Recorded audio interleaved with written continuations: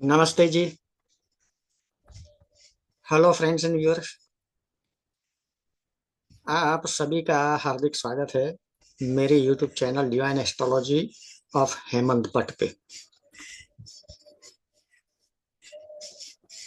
सबसे नम्र विनती है, प्लीज मेरे चैनल को सब्सक्राइब कीजिए, मेरे वीडियो को लाइक कीजिए। आज का विषय है अगेन वापिस गोचर, शनि का गोचर जो धन दे सकता है, जो खुशी दे सकता है। तो सीधा मैं फाइल शेयर करता हूँ।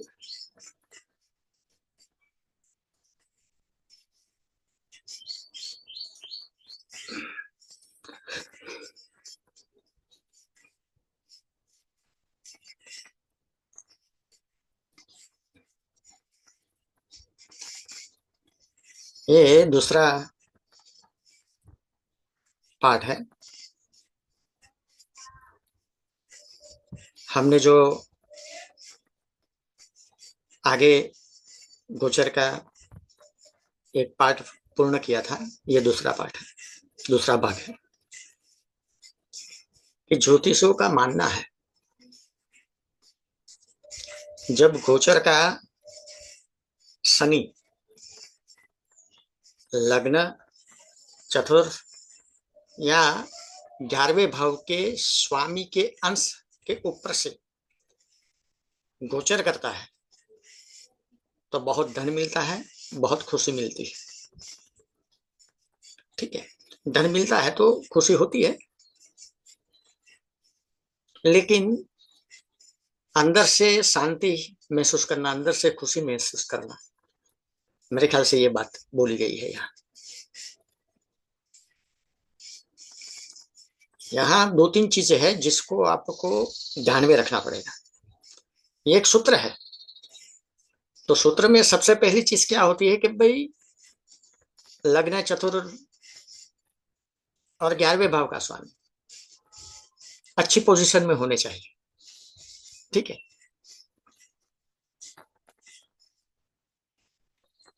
ग्रहों के जो अंश है, जन्म कुंडली की राशि है, नवमास की राशि है, वो भी महत्व की है।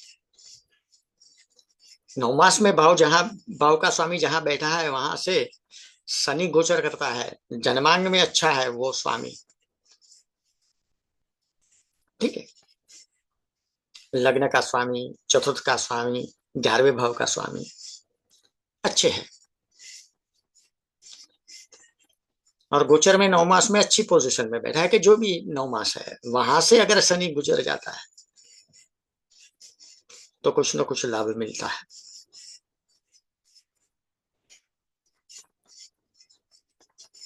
तो ये ध्यान में रखने वाली बात है।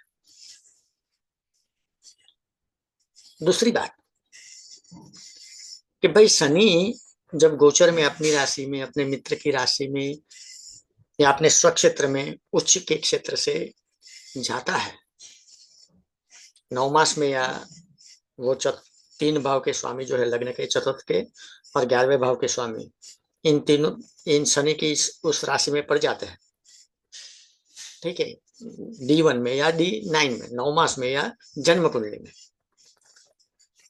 तो अच्छा रिजल्ट आने की संभावना बढ़ जाती है। ठीक है,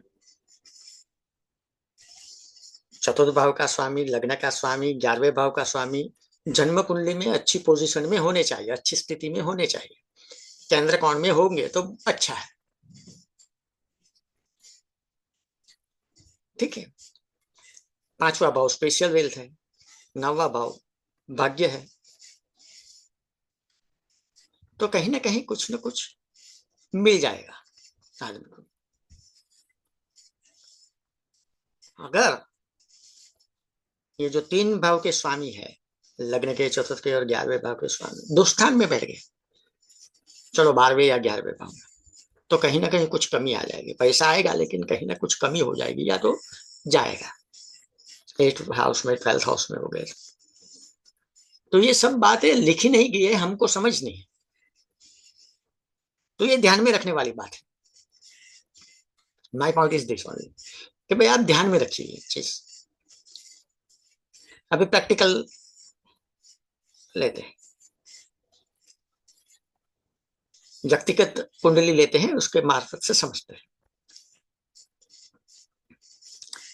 सजिटेरियस धनु लग्न की कुंडली है, लग्नेश जुपिटर चौथे भाव में,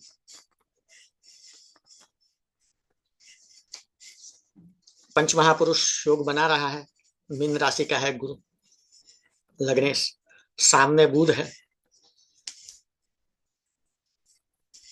वो भी भद्र योग बना रहा है, पंच महापुरुष योग, तो बड़ा अच्छा है।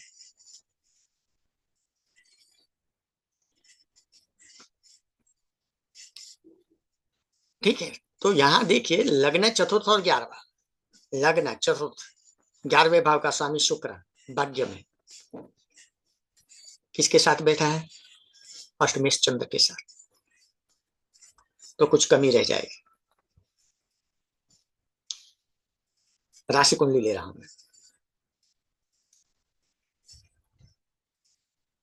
चतुर्थ भाव का स्वामी लग्न और चतुर्थ एक ही है, वो बैठा है कुंभ राशि में 9 मास में।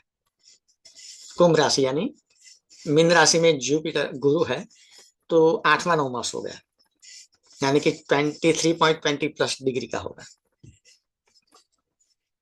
कुंभ हो गया। ठीक है, तो ये भी अच्छी बात है। शनि की मूल त्रिकोण की राशि है कुंभ, शुक्र कहाँ बैठा है? शुक्र सजिटेरियस यानी कि लग्नांश में, जो लग्न की राशि है 9 मास में उस राशि में बैठा है, ये भी अच्छी बात है।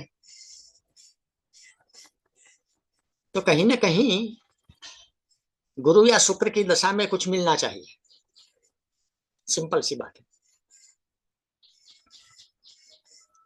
तो यहाँ गुरु शुक्र की भुक्ति में नवंबर 24 तो जनवरी 25 जब शनि गोचर में कुंभ राशि में था 19 to 24 डिग्री के अंदर, वहां से ये क्लिक हो गया।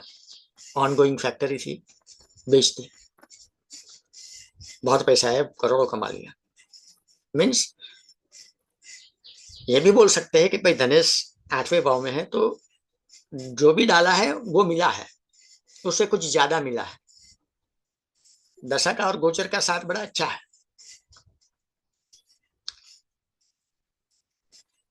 तो ये चीज ध्यान में रखने वाली बात है।